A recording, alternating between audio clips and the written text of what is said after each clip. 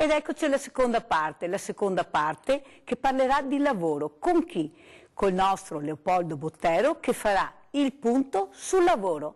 Andiamo a vedere. La disoccupazione è un dramma generale che colpisce tutta l'Europa e l'Italia in particolare. La disoccupazione giovanile è un dramma nel dramma perché priva una generazione di speranza e gli priva di futuro e priva tutta la società di questa generazione che viene tenuta fuori dal mondo produttivo.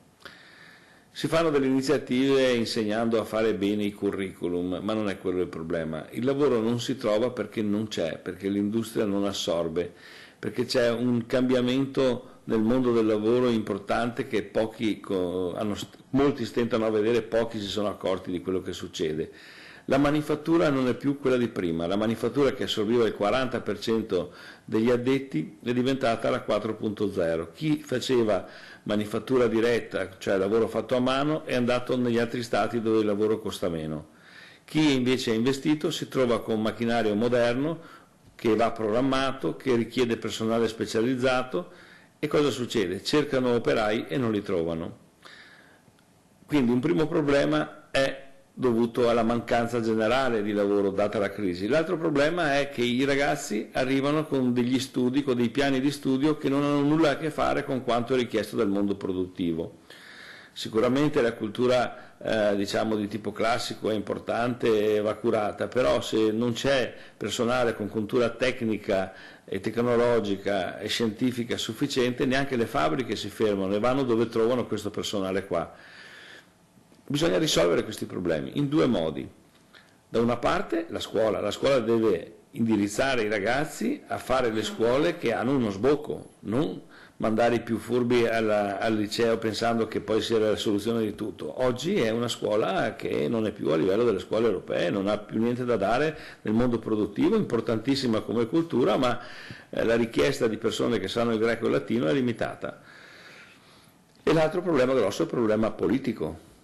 Il governo deve dare fiducia, perché se non dà fiducia all'industria non ci saranno gli investimenti vanno dove non ci sono grossi problemi burocratici da risolvere e dove c'è fiducia nel futuro.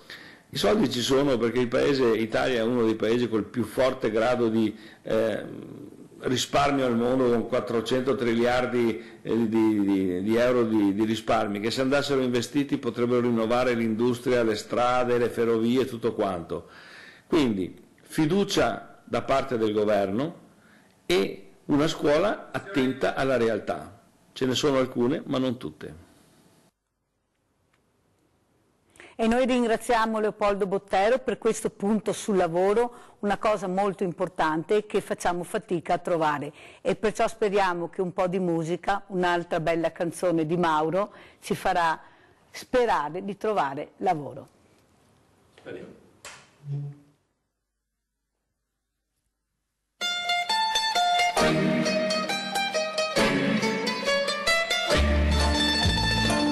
With his little mandolin and a pink in his eye,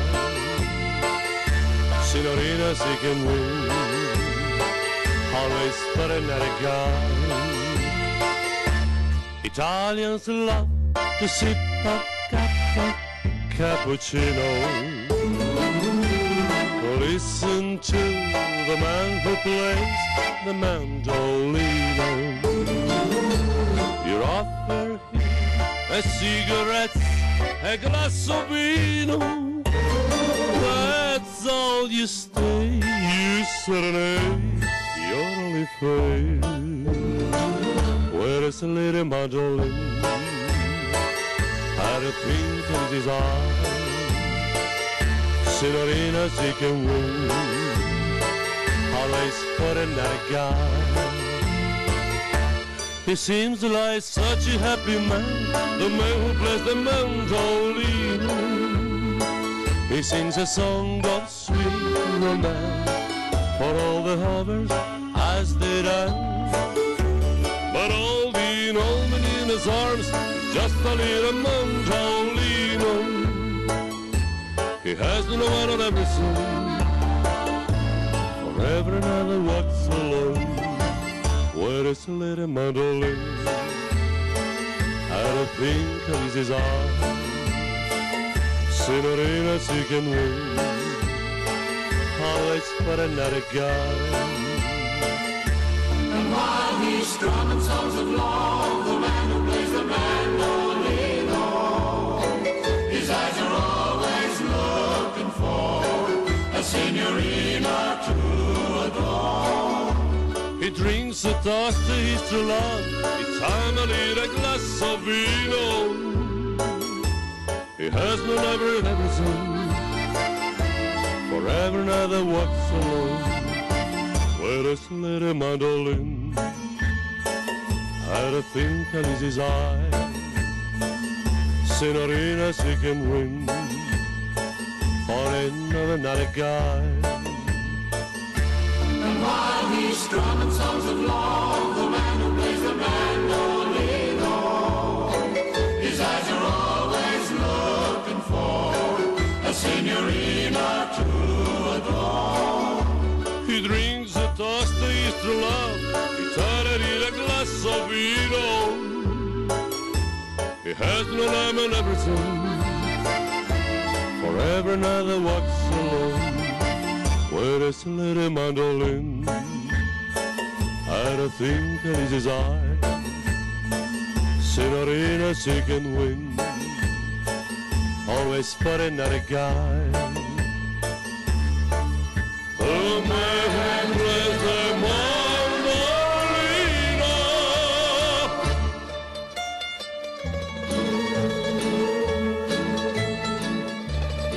The man plays the mandolino. Bravo, bravo, rigorosamente sempre dal vivo, lo diciamo, i nostri cantanti, i nostri musicisti suonano, cantano dal vivo. Però adesso, grazie Mauro, bellissima anche questa canzone, ma dopo devo chiederti una cosa. Allora Alban, hai sentito lavoro, hai sentito Leopoldo Bottero che ha fatto il punto, tu sei un artigiano, c'è lavoro? Poco, tanto, com'è che vedi la situazione in giro? Tu so che ti muovi molto col tuo furgone. Sì, io addirittura al lavoro avevo una pellicceria, ho dovuto chiuderla per mancanza di lavoro e me lo sono inventato, faccio la pulizia con l'idropulitrice, faccio il lavaggio delle recinzioni, dei muretti, delle tombe, perché la pensione mia è una pensione insufficiente, allora diciamo che durante il periodo estivo come questo qualche lavoro mi dà quel soldino in più per stare bene. Ai giovani però non hanno queste iniziative e questo mi dispiace, però io vorrei dare un consiglio, un messaggio ai giovani. Abbiamo un inquinamento spaventoso, il mondo sta andando diciamo molto ma molto male. Le energie alternative sono le soluzioni del futuro. Salvare le foreste, i boschi, il mare dalla plastica. Ecco, io direi ai giovani, fate un lavoro che può anche aiutare il mondo a essere migliore, a essere più bello, più pulito e più sano. Ho capito, e questo poi rivolgeremo a Daniele che ti risponderà, ma io ti ho chiesto, vedi lavoro in giro, c'è lavoro, hai qualche offerta da dire, venite com'è che vi porto in qualche posto a lavorare a quelle persone e sono tantissime, non riescono a trovare niente? C'è da dire che i giovani dovrebbero abituarsi al lavoro con più energia, perché a volte i genitori e le compagnie e i passatempi che hanno li distraggono e stanno bene anche con poco e si disinteressano. Io vorrei dire ai giovani dovete cercare lavoro perché le cose stanno andando male e non vedo molto lavoro perché ci sono le macchine che fanno il lavoro dell'uomo. Ieri a Paese c'era una mostra sui vecchi lavori antichi dove la Metier Trebbia, Mirella, tu dovevi esserci, perché era qualcosa di incredibile, straordinario. Tu che sei amante delle nostre cose, delle nostre tradizioni. Ecco, oggi tutti questi lavori che si facevano, queste fatiche che si facevano, però si respirava il profumo del frumento del grano, dei prati, e questo lavoro che stancava però ti aiutava poi la compagnia a mangiare cambiare, è una cosa straordinaria, che è una cosa che va persa. Ecco, oggi ci sono i robot, le macchine che fanno la produzione, oggi è richiesta la produzione, molti lavori giovani li fanno perché li fanno come li fanno le macchine, cioè per fare la produzione, non per fare la quantità più che la qualità. Ecco perché il lavoro, e poi ci sono troppe tasse. E c'è anche la nostra politica che, vedete, il contadino se non semina entro il tempo previsto non raccoglie il grano, il governo invece sono 50 giorni che sta là a discutere e non risolve niente, però sono pagati, il grano se lo prendono lo stesso, scusate la battuta, il grano se lo prendono lo stesso senza fare niente, a stare là a discutere. E allora dov'è la responsabilità? Perché siamo abbandonati? Questi signori che hanno dei problemi fisici, che sono invalidi al 100%, perché hanno una pensione di 200 euro? Ma è una cosa assurda, io non riesco a capire questa società e questa civiltà, scusatemi ma mi arrabbio, ma possibile che non possano intervenire e dare qualcosa di più a queste persone che non hanno la capacità di lavorare? Danno 35-37 euro, è questo che il governo ha sbagliato, degli stranieri che vengono qui a non fare niente. E allora i nostri italiani che lavorano, che hanno sudato 7 camicie, si devono rimettere la casa, la propria casa, i propri beni, perché non ce la fanno Madonna, pagare. se Dio va a darti, sta calmo, se no potete dire parole. Scusa, ti porti in giro a Madonna, dopo te rabbi, se che mi rabbio mia. Scusate, però proprio io però questo sono arrabbiato, però sono sconfortato e poi mi sottometto, sì, e prego perché possano cambiare le cose. E tu Bruno, allora cosa vuoi dire rispetto a quello che ha detto Albano? Condivido in pieno. Io posso dire solo una cosa, che non so queste amministrazioni come sono messe. Ma a Verona, io lavoro a Verona, le parti di Verona. Pochissimo. C'è tante ditte che chiude. Ancora? Mamma. Ancora? Ecco, queste sigara. Perché lui la voce viene da Verona, perciò San Bonifacio. Io vorrei solo dire a questi amministrativi che comandano, che fanno, che possano aiutare questi, almeno questi ragazzi, dare questa possibilità che possono vivere all'aria aperta e aiutarli. Ecco, non voglio altro, che si mettessero una mano nel cuore e poter dire di aiutarli. Allora Daniele, hai sentito cosa ha detto Albano sull'ambiente? Sì. Cosa vuoi rispondere Albano? Beh, posso risponderti sulla base di quello che ho studiato in questi ultimi 3 anni posso parlarti con abbastanza conoscenza di quel che dico riguardo all'utilizzo delle foreste come stop all'inquinamento.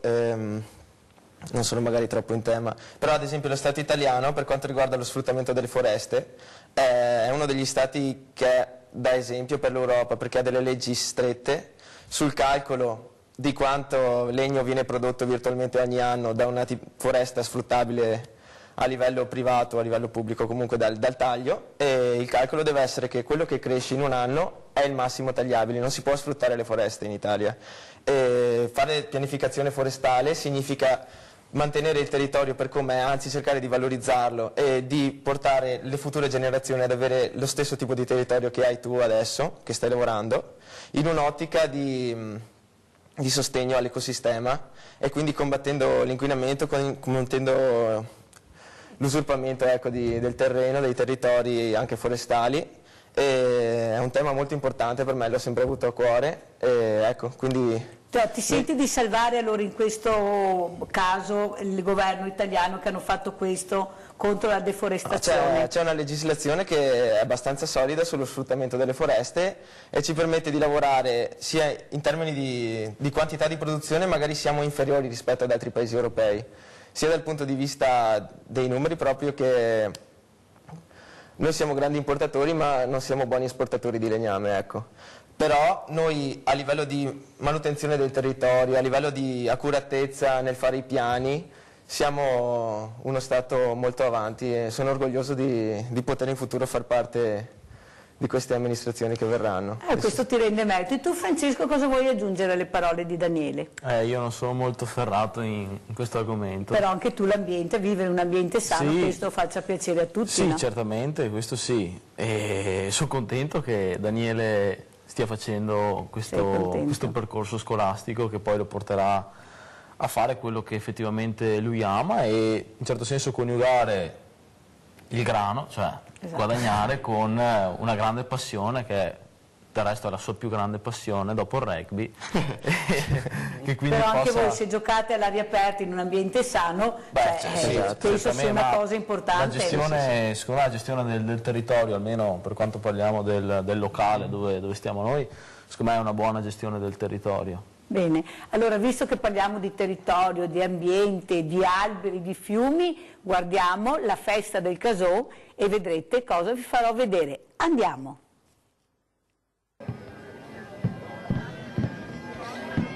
Ciao grande famiglia, oggi è domenica, però è una giornata bellissima perché siamo alla festa del Casò, una festa bellissima, magica delle nostre tradizioni, dei nostri costumi, dei nostri usi e qui c'è il suo presidente, eccolo qua. Buongiorno signor Ciao, ciao a tutti. Come va? Sempre bene, sempre forti come che dico mi, bisogna essere forti. A che edizione è arrivata questa festa del Casò? Trentesima festa del Casò, noi abbiamo cominciato a fare questa festa qua perché all'inizio del nostro gruppo non facevamo cene come che fa tante associazioni, però vogliamo invitare i nostri familiari, i nostri amici a una cena particolare e abbiamo scelto la festa del Casò. Cosa vorrei dire festa del Casò? Cosa è sto Casò? Sto Casò è quello da Drio qua, è da dove abbiamo fatto un museo di arti di pesca all'inizio del nostro gruppo che era proprio una persona, Italo De Marchi, caro del signore, è mancato purtroppo, però è stato uno dei primi che ha portato il materiale per far vedere ai tosatei come che si pescava sul sil. E qua abbiamo il sil da Drio. Senta Presidente, quanta fatica è stare in piedi con queste tradizioni, con queste robe, con questi volontari, poaretti, chi è sempre in prima linea, però mi pare che non sia tanto vicino e amministrazione, cioè mi so quanta fatica che voi altri fate per seguo veramente sta storia, perché anche che finisce sta storia, no? Bisogna che si aiuti, se no perdiamo tutto. Non so se siamo buoni a fare a altri, mi spero di no, spero di no. Spero di sì perché è una roba che è più grande da noi, è sempre più difficile fare anche le feste, perché c'è sempre più cavilli, che c'è sempre più storie da rispettare. Si pretende che noi, il nostro compito è quello di suonare, cantare, ballare, e crede che siamo noi a attendere che la gente che non si fa male o fare che robe, non credo che siamo noi preposti per questo. Noi purtroppo il nostro lavoro è quello di insegnare ai tosatei come che è la tradizione, a creanza, che adesso è sempre manco, come che vivevamo una volta poi fra l'altro, però adesso mi costringe e io ho costretto che tante sagre di serrar e automaticamente li mi invita più altri perché non c'è spazio, perché non può più fare niente. Ma ascolta Presidente, ma mi dice che specialmente a politica veneta che bisogna tenere salve le nostre tradizioni, i nostri valori, i nostri usi e costumi, ma poi si quei stessi che dopo noi lo aiutano, come se che mettiamo? Perché mi non mi torna mi dico coraggio di dirle queste robe perché vedo, so quanta fatica che fa e so che ogni anno che passa invece di essere più semplice diventa più difficile e ora anche ora bisognerebbe che si dasse non una mossa dopo. Mi penso che a mano destra non sappia quello che fa a sinistra perché qua o che tutte e due che si aiuta o se no qua non so come va a finire. Beh, mi auguro una bella giornata. Grazie, intanto pensiamo a far festa. Bravi, questo me lo dice a Mirella perché sa cosa che c'è da Drio e Quinte per fare una roba del genere, quanto lavoro, se non che fossi volontari sta roba non veniva fatta e perciò vedete che noi altri facciamo vedere tutto, sempre e comunque. Vengono aiutate queste associazioni perché sento tante lamentele. No, assolutamente, intanto io sono qua ogni anno. È vero? E ogni anno noi aiutiamo questa associazione, ovviamente con quello che possiamo a livello di contributi sulla legge 49 per le associazioni culturali, ricreative, diciamo che non hanno scopo di lucro, come è la Pastoria del Borgo Fulo, che è una grande associazione che porta avanti usi, costumi e tradizioni del territorio che anche dal punto di vista turistico sono fondamentali per Treviso. Però come non mai in questo periodo noi sentiamo le lamentele anche delle Proloco, non solo di queste piccole associazioni. La burocrazia le sta uccidendo nel vero senso della parola. Allora cosa si può fare per aiutarle? Beh, allora noi intanto abbiamo una convenzione regionale con le Proloco e grazie a loro riusciamo a fare tantissime iniziative, alcune anche proprio materialmente e fisicamente, penso alla via delle Prealpi che è stata costruita grazie agli uomini delle Proloco, quindi un grazie a tutte queste associazioni. Poi stiamo mettendo in campo una una legge regionale che consenta di aiutare non solo le Proloco ma tutti coloro che fanno volontariato, perché Mirella, la cosa assurda sai cos'è? Che la gente fa questo lavoro gratis e poi magari succede una calamità naturale, una qualsiasi cosa, e si deve sempre andare a cercare un responsabile. Abbiamo visto Refrontolo, infatti mi riferivo proprio al caso Refrontolo, e questi presidenti rischiano anche di vedersi turbati le notti intere e addirittura dover pagare personalmente, penalmente e anche civilmente, e quindi vogliamo tutelare tutte le persone che fanno volontariato, quindi faremo una legge ad hoc per tutti, non solo per la Proloco, tutti quelli che fanno volontariato. Guardi Assessore che la seguiremo e terremo fede a quello che ha detto, aspetteremo questa legge. Lo so Mirella che mi controlli, bisogna avere un po' di pazienza, perché so che quando ti si dice perché le cose da fare sono tante, però arriveremo a fare anche questa. Questa giornata e serata, perché durerà tutta la giornata, è una cosa bellissima, dove riscopriamo le nostre tradizioni, i nostri usi, costumi, ma soprattutto la partecipazione della gente. Ogni anno c'è tantissima gente che partecipa a questo evento, allora vuol dire che la gente ha bisogno di queste cose, di sentirsi a casa propria con le proprie tradizioni, però anche il Presidente Gianni Marini dice che è sempre più faticoso, che si sentono un po' abbandonati, la burocrazia, pochi soldi. Come mai, Sindaco? Una domanda estremamente difficile. Sì, noi siamo sempre presenti e anch'io partecipo più che volentieri a questi eventi che, come hai detto un attimo fa, portano avanti quella che è la tradizione, ma la cosa importante è che mettono la gente attorno a un evento, e quindi c'è il momento conviviale, c'è il momento per una chiacchierata, c'è il momento per stare insieme e per conoscere il vicino di casa. La burocrazia non sta aiutando sicuramente, lo vedo anch'io nelle manifestazioni che facciamo nel nostro territorio con la Proloco e tutte quante le associazioni di volontariato che lavorano. Purtroppo i vari fatti che succedono per l'Italia non aiutano e tutti cercano di mettersi a riparo, e chi va a pagare le conseguenze sono i volontari. Noi come amministratori locali cerchiamo in tutti i modi, a volte esponendoci anche un po' troppo, di dare una mano a queste associazioni. Forse bisognerebbe che dall'alto ci fosse un mollare un po' i lacci di questi vincoli, sicuramente però garantendo quelle che è la sicurezza di tutte le persone che ci gravitano su queste feste. Grazie Sindaco, grazie anche lei di esserci, Grazie. Comunque l'ho vista anche le altre volte perché io li vedo e lo dico, non è in campagna elettorale perché qui ci sono tutti oggi, guardate che ci sono tutti, ma noi per par condicio invece intervisteremo i volontari. Ci sembra, così siamo a posto con tutti. Diciamo che vengo qui molto volentieri anche perché ho una buona amicizia con Gianni e abbiamo avuto anche, lo voglio ricordare, tempo fa abbiamo fatto una festa e con la pastoria, con Gianni Marini, siamo stati ad Amatrice a portare quel piccolo aiuto che tutti quanti noi siamo riusciti a raccogliere nel nostro territorio, ed è stata una bellissima esperienza per me ma anche per tutto il nostro volontariato. Allora avete visto la prima parte di questo servizio che proprio parla di ambiente, parla di tradizioni, di cultura, però come hai sentito Bruno, anche il Presidente Marini dice non siamo aiutati, non ci siamo, facciamo una fatica immane con la burocrazia soprattutto, ma secondo te allora tutto il mondo è paese, ma è possibile che non riescano a capire che devono fare qualcosa per aiutare i piccoli, perché il piccolo è bello e se il piccolo si unisce diventa ancora più bello, però fa tanta fatica, cosa vorresti dire?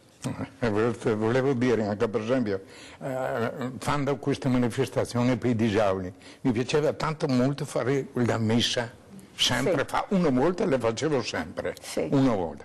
Adesso non ci sono più preti. Niente, nessuno non ci ci sono più. Allora trovo uno da San Bonifacio, un amico, ci vengo, bene, no ma non posso, bisogna che chieda a quello a Montechia, sei contento, quello bisogna che chieda al vescovo.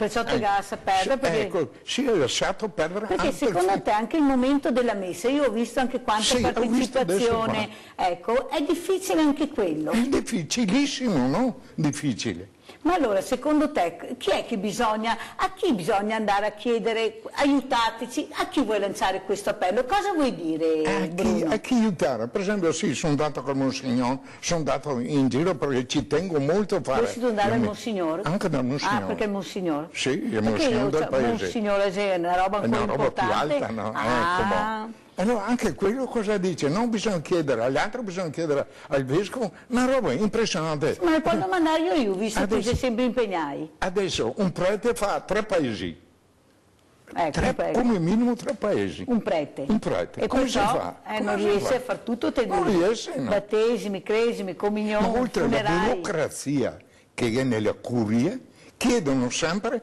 all'altro superiore. Ancora.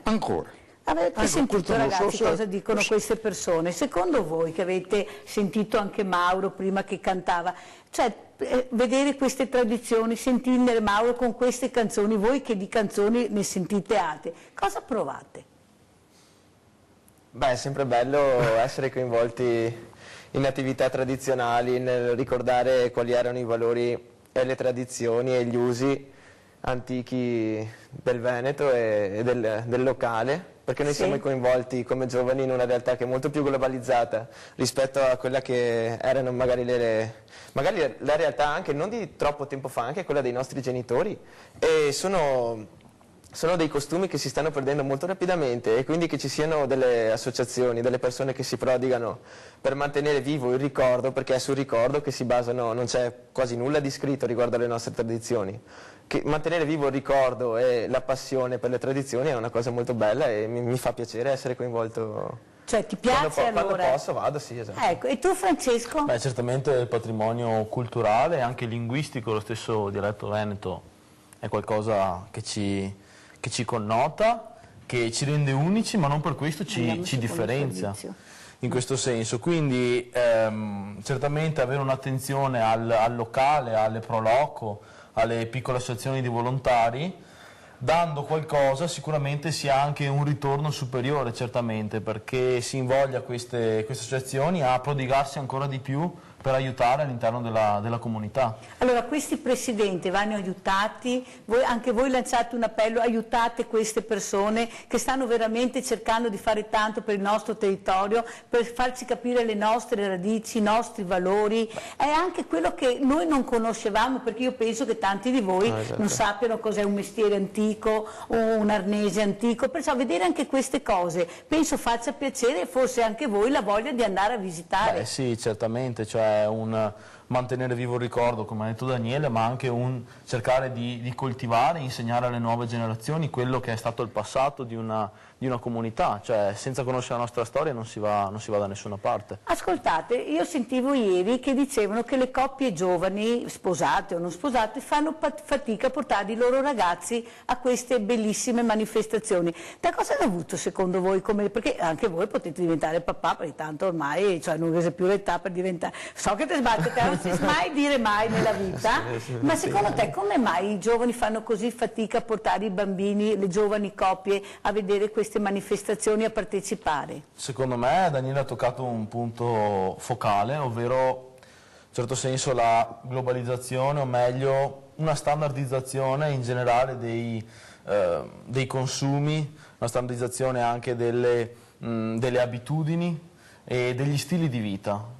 Vediamo che lo stile di vita in questo periodo è diviso per ceti, ovvero una famiglia più ricca rispetto a una meno ricca, ma non più per territorio, ovvero possiamo trovare alla fine una famiglia di una parte del Veneto che fa la stessa cosa, per esempio una famiglia di un altro territorio, perché in un certo senso la diffusione degli stessi prodotti, degli stessi svaghi, delle stesse, potremmo dire, attività ha portato in un certo senso a un appiattimento che in un certo senso toglie spazio a ciò che è peculiare di un piccolo paese, di una piccola oasi come era quella che abbiamo visto prima. Parco del Sile. E quindi, esatto, il Parco del Sile, che quindi porta, diciamo, le famiglie a essere sempre più distanti da quella che è il patrimonio anche non solo regionale ma locale.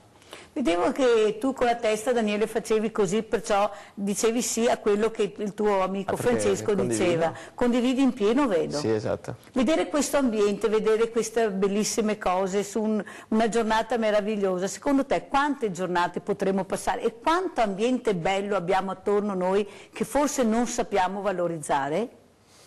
Questa è una bella domanda. Infatti la valorizzazione dell'ambiente montano, dell'ambiente forestale, che ormai è l'ultimo ambiente naturale vero che abbiamo in Veneto, cioè al di là degli aspetti lagunari, il vero il vero diamante che ha il Veneto è la montagna, secondo me, è una mia opinione personale, e sono le foreste montane. E il valorizzare per gli aspetti non turistici ma naturalistici le montagne, per far apprezzare alle persone il fatto che, cioè, come è costituito l'ecosistema, la bellezza della flora e della fauna, la loro composizione, le loro interazioni, è una cosa che secondo me va valorizzata. Ci sono stati dei progetti che stanno riuscendo e secondo me devono essere incentivati, perché dal punto di vista mio personale e umano, io credo che l'essere a contatto con la natura e con i suoi valori e il capire i principi che legislano la natura è una cosa che ti arricchisce sia culturalmente ma anche emotivamente, perché tu capisci di essere parte di un meccanismo molto complicato, molto bello ma anche molto semplice, perché è così. Bene, e allora guardiamo la seconda parte di questo servizio e vediamo cosa dicono i giovani.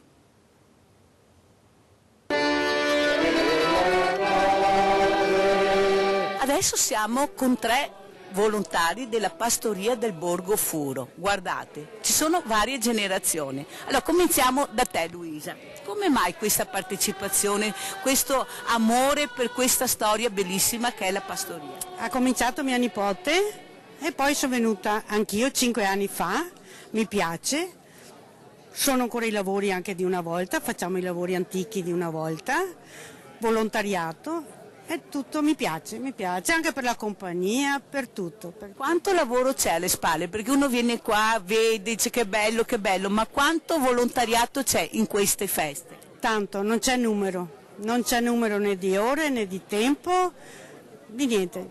Ma buona volontà. Secondo te siete aiutati dagli amministratori, cioè sono presenti oppure? Perché tutti dicono noi facciamo. Tutti dicono e nessuno fa. Adesso con un altro giovanotto, tu chi sei? Francesco Bonetto.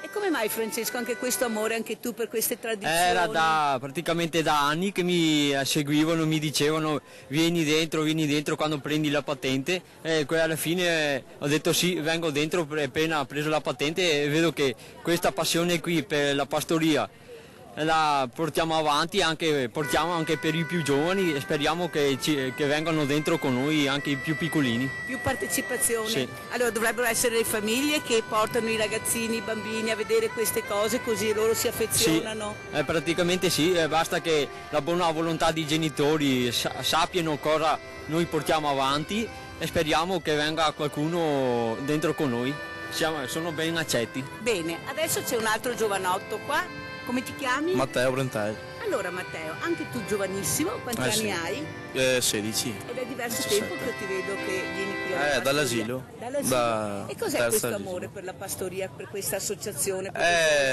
Mi sono innamorato subito, è come sentirsi su una famiglia.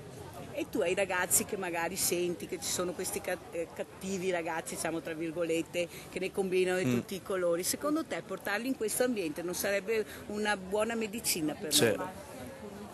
Allora fai un appello a questi ragazzi. Se vi piace, se non avete niente da fare a casa così, venite pure qua che vi aiutano e tutto. E adesso siamo con la vicepresidente, diciamo così, della pastoria, che è la figlia di Gianni Marini, che è lei la presidentessa.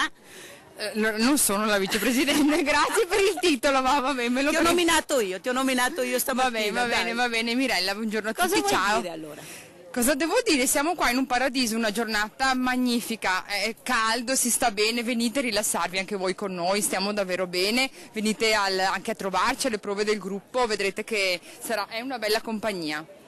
Aspettate che vi faccio vedere che compagnia ha Beatrice, guardatele. Come ti chiami? Veronica. Federica. Nicole. È bella questa giornata per voi? Sì. E cos'è che ti piace di più di una giornata così? La cosa che ti piace di più qual è? Ballare? Ballare e stare col gruppo. E tu? Stare in compagnia e festeggiare insieme. E tu? Ballare e stare in compagnia. Ecco, avete sentito, qui vedete veramente la purezza, la bellezza, l'allegria, ma soprattutto la spensieratezza, cosa che si trova ormai pochissime volte. Ecco, in questo posto meraviglioso, con il Sile che ci sta guardando, sta scorrendo lento lento, con gli alberi bellissimi, con questo verde meraviglioso, noi vi lasciamo e vi racconteremo cosa succederà la prossima volta. Ciao! Ieri i salici piangevano come non mai forse, perché vedere cosa si potrebbe fare in mezzo alla natura per i ragazzi, per i giovani, per le famiglie, veramente piangevano tanto ieri. Però io sono convinta che dando informazione, parlando, facendovi vedere anche questi filmati, riusciremo a migliorare la nostra qualità di vita, perché se nessuno fa vedere o poco o niente, non si va da nessuna parte, bisogna fare tutti squadra. Allora se volete l'indirizzo chiamate la Mirella, mandate la mail alla nostra mail di Rete Veneta, ai Veneti Schiacciati, e noi vi risponderemo e potrete fare anche un giro in barca bellissimo, bellissimo, sul meraviglioso Parco del Sile. Ci sono dei nidi, guarda Daniele, ieri ho visto dei nidi meravigliosi, di questi uccelli che adesso stanno nidificando, che io non avrei mai immaginato di trovare, cioè la natura da sola cosa riesce a fare quando si risveglia. Allora, vedendo anche per te questo filmato che hai visto e che spero anche voi vi piacerebbe portare tutta la squadra, visto che siete stati così cortesi, a vedere questo parco meraviglioso che è il Parco del Sile, cosa ti viene da dire, da pensare? Forse ti viene da dire: ho intrapreso la strada giusta, sto facendo gli studi giusti? Beh, io ho intrapreso la strada giusta perché è quella che mi piace di più in realtà. Poi che ci siano queste belle realtà anche a livello regionale mi fa sempre un gran piacere e mi scalda sempre il cuore. E anche vedere che le persone apprezzano vivere la natura e vivere l'ambiente nella maniera corretta è una cosa che è sempre positiva e mi dà stimoli per lavorare di più, anche a livello oltre che economico, ecco, oppure puramente amministrativo, anche sul sociale. Ma quando vi trovate in squadra, così negli allenamenti, parlate anche di queste cose, di ambiente, di scuola, oppure tutto è focalizzato sullo sport, Francesco? Beh, prendo ad esempio un lunedì di qualche mese fa, ci siamo trovati con alcuni della squadra che sono interessati a determinate tematiche e siamo andati ad una conferenza a Padova sul riscaldamento globale, quindi chiaramente con altri due studenti, tra cui uno e suo fratello, che studiano scienze naturali. Io, pur studiando giurisprudenza, sono anche interessato a queste tematiche, quindi in un certo senso si riesce a parlare anche di qualcosa che non è rugby, certamente, cioè in questi gruppi si riesce anche a discutere di tematiche che vanno magari dalla politica al sociale a tantissimi altri argomenti. Non è monodimensionale questo, ecco, certamente questo volevo no. capire, cioè quando siete tra di voi, se c'è un qualcosa che veramente vi attira, vi incuriosisce, volete sapere, riuscite anche a fare squadra. Certamente, perché si è creato un gruppo, prima ancora di una squadra di rugby, si è creato un gruppo di amici. Guarda, tu non hai idea che piacere veramente ho oggi di avervi questa sera ospiti. Oggi ho avuto altri ragazzi che sono venuti a trovarmi in studio per dire noi ci siamo, Mirella, abbiamo bisogno di parlare, perciò se qualcuno vuole venire anche a fare delle esperienze e raccontare la propria esperienza di vita come giovane, noi ci siamo, perché pensiamo che tutti assieme riusciamo a migliorare. Cosa dici, Bruno? Certo che bisogna migliorare, ma è molto difficile. Guarda per esempio il mio caso, io per esempio a una certa età avrei voluto che un giovane prendesse la mia strada, dove ho continuato fino adesso, ma non ne trovo neanche uno. Nessuno oggi come oggi io penso che la gente guarda più se stessa che gli altri. Un'idea che anche i giovani. Un'idea che hai tu. Non loro, per carità. Ecco, non trovi un sostituto. E tu Alban cosa vuoi dire a questo appello accorato di Bruno che dice non trovo sostituto, sto cercando e non trovo? Gli do ragione ed è veramente perché i giovani cioè pensano la situazione economica, il fatto di sborsare, di prenderci il portafoglio o i risparmi o quello che ci dà i genitori per fare qualcosa, per fare per gli altri, non lo fanno, i giovani sono piuttosto avari, e cioè piuttosto si tirano indietro ma non possono, non ho tempo, devo fare questo, tutte queste scuse qua. E invece bisognerebbe prendere quel poco che si ha e si dà con tutto il cuore e riproporsi. Questa è una cosa che è peccato, si diceva prima della messa, questo mi è rimasto un po' impressione, ci sono pochi sacerdoti e poche vocazioni, perché i sacerdoti sono costretti, come dice lui e come conosco anch'io, hanno anche 3 parrocchie, devono fare le messe, i funerali, i matrimoni, i battesimi in tre paesi, cioè lavorano come dei dannati. Ma perché ci sono poche vocazioni? Perché di recente la Chiesa è stata martoriata, diciamo, da scandali. Allora non si crede più ai sacerdoti perché sono pedofili, perché fanno la messa, dicono delle cose interessanti, poi ne fanno altre, perché è molto importante.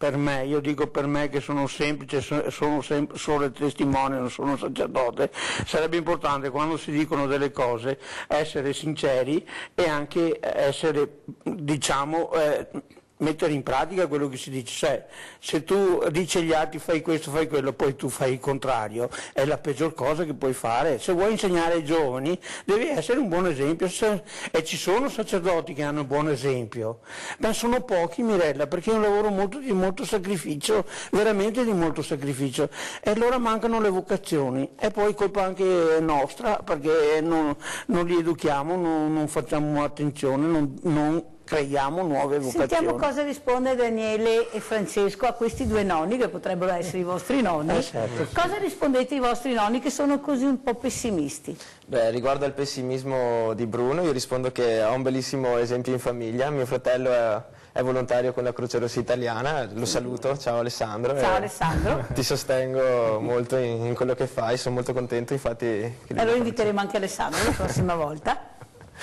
Beh, se vuole venire. Sì, così parla della sua esperienza di volontario, sì. Cioè non devono essere così pessimisti secondo te? Ho un esempio in casa che è bellissimo perché lui studia e si impegna tanto anche come volontario, quindi è proprio da lodare. E tu Francesco cosa vuoi dire? Ma diciamo la critica, il pessimismo verso i giovani è un topos, diciamo, nella storia. Già prima ci ha fatto vedere un video Leopoldo Bottero che proprio ci mostrava questo video dove c'erano 4 citazioni, dove ovviamente si insultavano i giovani, si sottolineava quanto fossero poco attenti alla società, quanto fossero maleducati, quanto non rispettassero i valori, e il più recente di queste citazioni era quella di Socrate. Ce n'era una addirittura del 6000 a.C., voglio dire, è sempre stato, perché in un certo senso i giovani sono qualcosa di scomodo e delle persone che portano avanti dei valori diversi. Certo. E diverso non vuol dire peggiore o migliore, è qualcosa semplicemente di diverso che magari una persona di una certa età non può capire. Deve esserci una sorta di dialogo tra le generazioni, non deve esserci un contrasto. Lo stesso Dylan diceva non andate contro i giovani, non insultateli perché portano avanti istanze che voi non potete capire. È sempre stato così. Ma secondo te ci vogliono più regole per voi giovani? Cioè, forse abbiamo passato un po' il limite e tanto posso far tutto, tanto non mi fanno niente. Cosa dici Francesco? Tu che studi probabile che stiamo vivendo in un'epoca dove vige un certo relativismo, dove un po' tutto quanto è considerato relativo, viene valutato dal diverso punto di vista che si adotta. Certo vi sono meno punti fissi, questo è vero, i punti fermi aiutano, in un certo senso, come ha detto anche il nostro allenatore, a distinguere ciò che è bene da ciò che è male, perché fino a una certa età non si è in grado di distinguerlo, e quindi l'educazione è necessaria nei primi anni di vita. Esatto. Poi si comincia a ragionare con la propria testa, ma è necessaria una guida all'inizio, perché correggere una pianta quando è cresciuta storta per un po' di anni è più difficile che correggerla subito. Ma anche se proprio bravi, ma guarda, veramente, guarda, complimenti ragazzi. Allora, visto cosa è il bene, visto cosa è il male, guardiamo cosa fa il bene e cosa fa il Banco Solidale.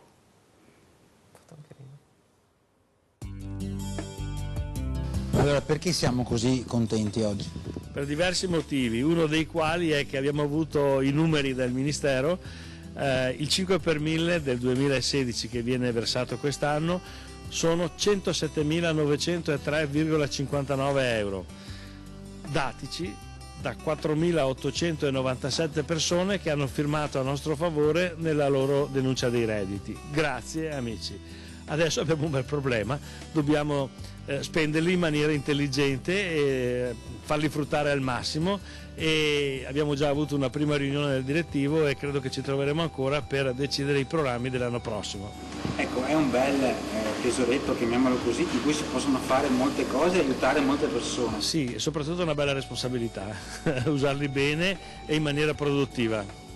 E il lavoro fatto fin qui è quello giusto, no? Beh, direi di sì, direi che la gente sta apprezzando il lavoro che fa la nostra Onlus, l'energia che ci mette la Mirella e tutti i volontari, e anche vengono apprezzati i risultati che si danno. Noi quello che lo facciamo cerchiamo di farlo alla luce del sole, e quindi dare tutti i contributi che diamo, dare tutte le borse che stiamo dando, eccetera, aiuta le persone e aiuta anche a capire che è necessario essere solidali, perché se non c'è solidarietà non c'è più neanche la società. Facciamo un bilancio e qualche numero significativo di questi primi mesi dell'anno. Allora, al 18 aprile abbiamo avuto 1388 nuclei che sono venuti a prendere la borsa della spesa, vestiario, scarpe, libri e altre cose, per un totale di 5.552 persone. E a tutti abbiamo dato la borsa della spesa, i vestiti, i libri, tutto quello che chiedevano. Inoltre, come al solito, abbiamo dato ogni settimana un assegno a una famiglia bisognosa. Lei da volontario, come ha preso questa notizia di questi soldi che sono arrivati? Sono felicissimo, praticamente anche la gente all'esterno sa che cosa facciamo noi per la gente che viene qui ogni mercoledì a farci la borsa. Poi anche è arrivata questa settimana il signor Giuliano ha portato questi biscotti, anche questi senza glutine, biscotti buonissimi, persone che hanno certe difficoltà sull'alimento, noi diamo questi biscotti.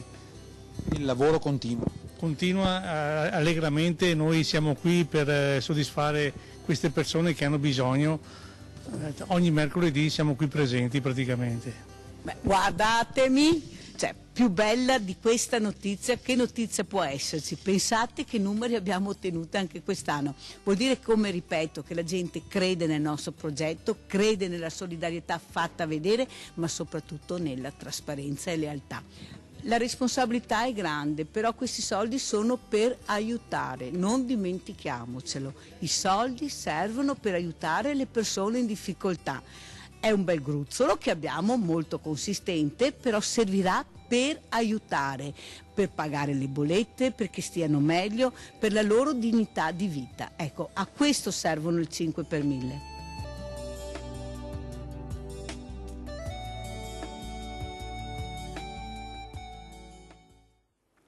Grazie, grazie, grazie grande famiglia a queste donazioni, a questi contributi che arrivano sempre, ogni settimana, pochi, tanti, ma arrivano. Adesso apro queste due buste. Allora, questa busta è di Lucia, 30 euro, e poi qui ce n'è un'altra, sono andata personalmente a prenderla,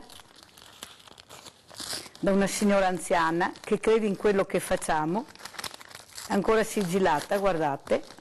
E adesso contiamo, guardate cosa ha mandato: 100, 200, 300, 400, 500 euro. Grazie signora, grazie nonna, grazie veramente, grazie a Lucia, grazie a tutte le persone che continuamente mandano questi contributi per aiutare le persone in difficoltà, perché ce ne sono veramente tante, e se non ci fossimo noi o qualche altra associazione che riesce a farli respirare, io non so veramente cosa farebbero. Allora, io adesso vorrei, Bruno, fai l'ultimo appello. Cosa vuoi dire? Cosa vuoi chiedere, Bruno? Voglio chiedere solo qualcosa.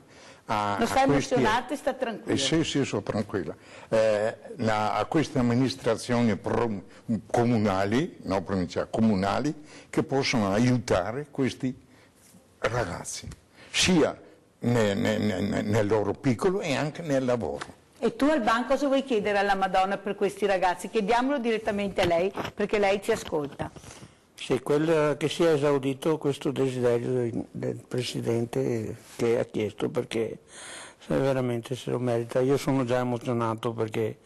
E poi mi è piaciuta anche la canzone del nostro amico qui che suona vicino a me, mi ha dato belle emozioni. Speriamo che la Madonna esaudisca questi desideri. Grazie Alban. E tu Daniele cosa vuoi, un appello che vorresti fare ai giovani?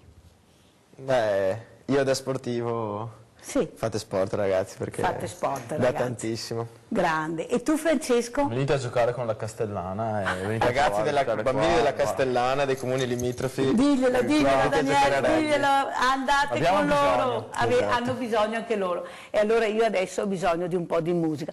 Ma ascolta Mauro, te mi hai fatto due canzoni, me ne hai fatto una in italiano, possibile che nel repertorio non ne sia una in italiano? No, cioè, ho poco. Diciamo che io nasco in quel genere. Sì. In realtà in Italia c'erano i cosiddetti crooner, sono quelli che Frank Sinatra che iniziamo cantando, o perché io Eddie Murphy, capisce esatto, me, sì, c'erano. E allora? Uno di penso abbastanza conosciuto e famoso era il famoso Johnny Dorelli. Wow! E se me lo concedete io proprio farei un suo cavallo di battaglia, che in realtà è stato scritto da un altro cantante, ma il grandissimo successo è stato portato da Johnny Dorelli. Me la faccio molto volentieri. Allora, io ti chiedo una cosa. Sì. Allora, Bruno domenica farà i 50 anni di matrimonio. Allora, dedichiamo questa canzone a Bruno e a tutte le famiglie che festeggiano tutti questi anni assieme, queste coppie meravigliose che ce ne sono tantissime. Cosa dici Mauro? La dedichiamo a loro? Guarda, la dedichiamo a Bruno, la dedichiamo a tutti, la dedichiamo anche a tutti i ragazzi che secondo me, guarda, ce ne sono davvero tanti che, come diceva prima lui, fa molto più rumore purtroppo e ahimè un albero che casca che una foresta che cresce, ma dobbiamo avere fiducia perché ci sono tanti ragazzi che si muovono bene. Allora, con questa fiducia Mirella vi saluta assieme a tutti i suoi ospiti, vi ringrazia veramente, se ci avete guardato avete capito il messaggio che noi vogliamo lanciare e adesso sentiamo questa bellissima canzone che si intitola L'immensità. E vai!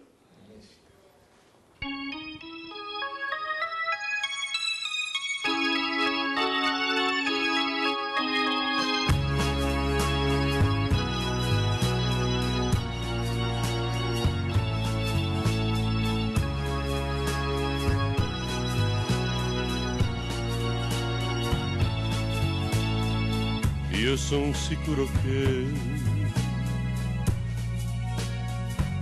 per ogni goccia, per ogni goccia che cadrà un nuovo fiore nascerà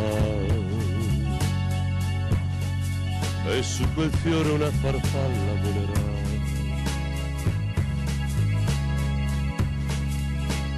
Io sono sicuro che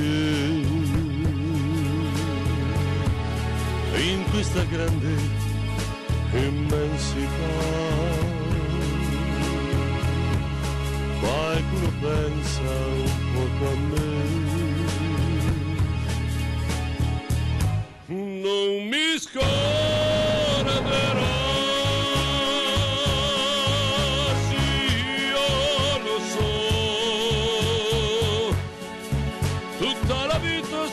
Solo non sarò, un giorno lo saprò, d'essere un piccolo pensiero nella più grande immensità di quel cielo.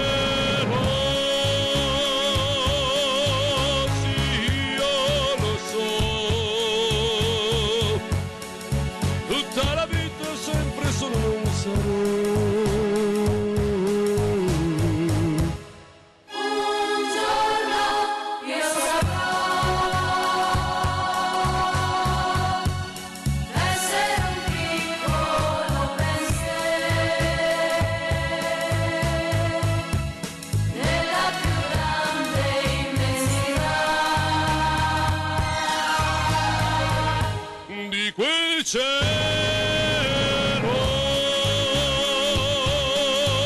sì,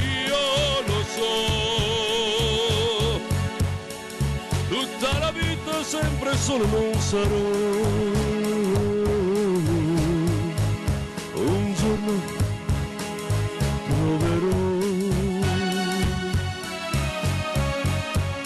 un po' d'amore anche per me, per me che sono con l'età. Nell'immensità